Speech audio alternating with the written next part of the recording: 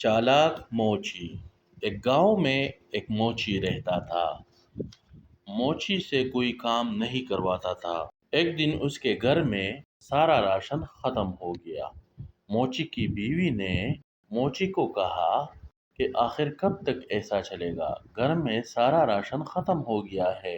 موچی نے اس وقت یہ فیصلہ کیا کہ وہ کام کے سلسلے میں شہر جائے گا، اور وہ شہر کی طرف نکل پڑا۔ جو ہی وہ شہر پہنچا، شہر میں وہ آوازیں لگانے لگا، اپنی جوتے مرمت کریں یا نئے جوتے بنوائیں۔ لیکن پہلے دن اسے کوئی کام نہیں ملا اور تھکا ہارا اشارے پر آ کر بیٹھ گیا۔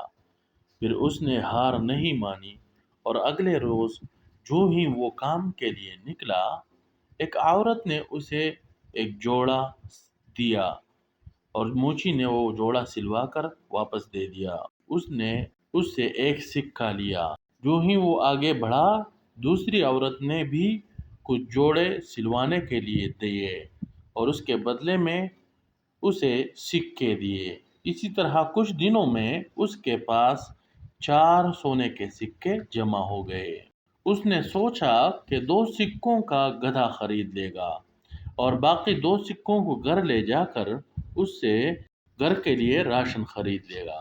لہٰذا 2 سکوں سے گدھا خریدا اور گھر کی طرف نکل پڑا۔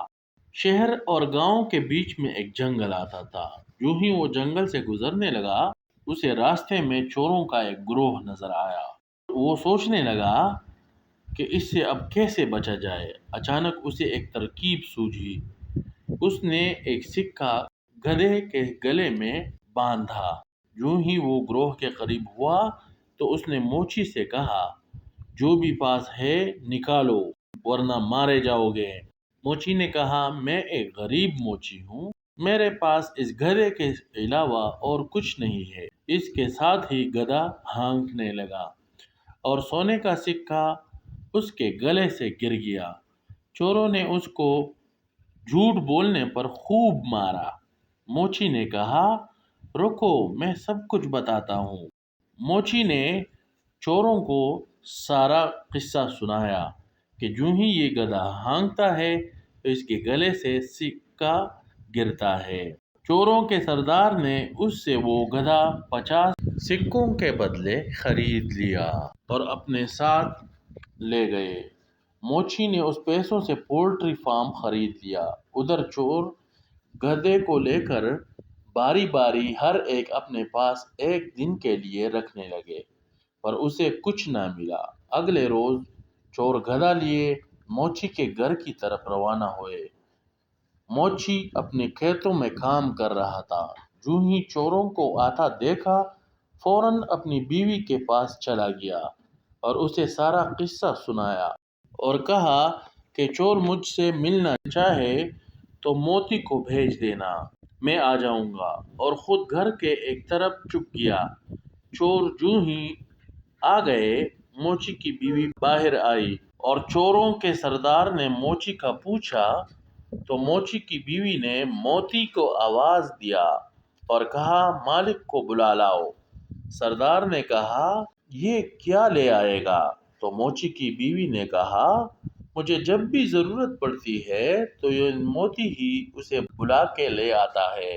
اتنے میں موچی آ گیا اور سردار نے موچی سے موتی لینے کا فرمائش کی۔ پہلے تو موچی نہیں مانا، لیکن پھر 40 سکوں کے عوض موتی کو بیچ دیا۔ چور موتی کو ساتھ لے گئے۔ سردار نے موتی کو پہلے روز اپنے پاس رکھا اور اپنی بیٹی سے کہا، میں کچھ کام کے سلسلے میں باہر جا رہا ہوں، اگر کوئی آئے اور میرا پوچھے تو موتی کو بھیج دینا۔ جو ہی سردار گیا، ایک آدمی سردار کو پوچھنے آ گیا۔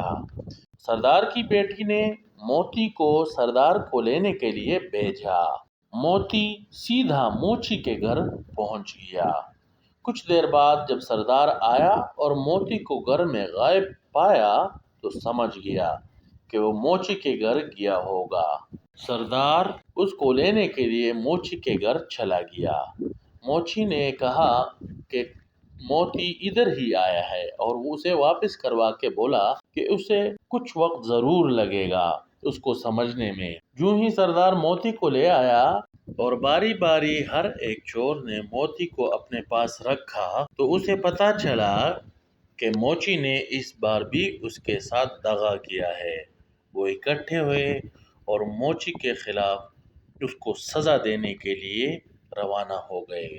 چور موچی کے گھر پہنچے اور موچی کو بورے میں بند کر کے اپنے ساتھ لے گئے۔ جب وہ موچی کو لے جا رہے تھے تو راستے میں چرچ آ گیا۔ ایک چور نے سردار سے کہا، سردار بہت گرمی ہے، تھوڑی دیر آرام کر کے پھر چلے جائیں گے۔ سردار مان گیا اور موچی کو ادھر چھوڑ کر خود چرچ میں چلے گئے۔ اسی اثنا میں ایک آدمی اپنے ریوڑ کو ہانکتے ہوئے آ رہا تھا۔